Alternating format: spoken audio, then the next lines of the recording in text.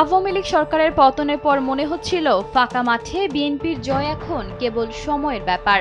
কিন্তু নির্বাচনের দিন যত ঘনিয়ে আসছে ভোটের সমীকরণ ততই জটিল হচ্ছে। সময় গড়ানোর সাথে সাথে দলটির সামনে নানামুখী সমস্যা চ্যালেঞ্জ হয়ে দাঁড়িয়েছে।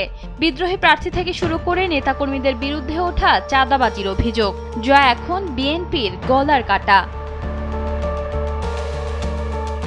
জরিপ বলছে অন্তত ৬৯টি আসনে বিএনপির দলীয় প্রার্থীর বাইরেও বিদ্রোহীরা ভোটে দাঁড়িয়েছেন। এর মধ্যে ৪৬টি আসনেই বেশ শক্ত অবস্থানে আছেন তারা। বিষয়টি দলটির সাংগঠনিক দুর্বলতা এবং অভ্যন্তরীণ সমন্বয়হীনতাকে স্পষ্ট করে তুলেছে, যা নিশ্চিত ভোট ব্যাংকেও তাসের ঘরের মতো ভেঙে দিতে পারে। অন্যদিকে চাঁদাবাজির অভিযোগ উঠেছে বিএনপির নেতাকর্মীদের বিরুদ্ধে।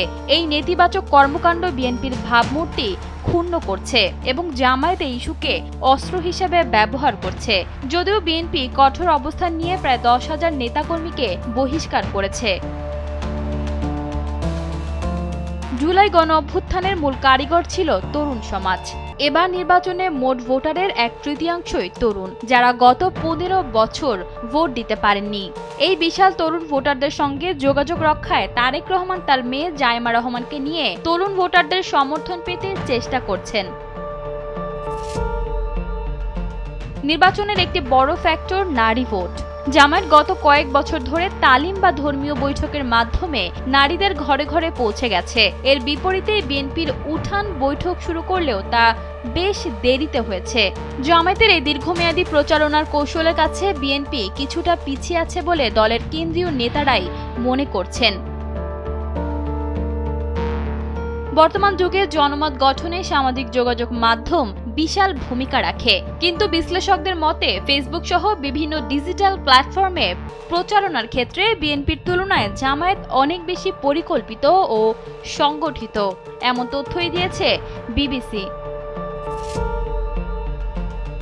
নির্বাচনী মাঠে শুরু থেকে ধর্মের ব্যাপক প্রভাব লক্ষ্য করা যাচ্ছে। বিএনপির অভিযোগ, জামায়াত ধর্মীয় আবেগকে ব্যবহার করে প্রচারণা চালাচ্ছে, এমনকি ভোট দিলে জান্নাতে যাবে এমন প্রচারণা চালানোর দাবিও তুলেছে বিএনপি। এই ধর্মীয় প্রচারণার জোয়ারে টিকে থাকতে বিএনপিকেও এখন অনেকটা রক্ষণশীল ও সতর্ক কৌশল অবলম্বন করতে হচ্ছে, যা অনেক সময় তাদের স্বাভাবিক রাজনৈতিক প্রচারণাকে ব্যাহত করছে।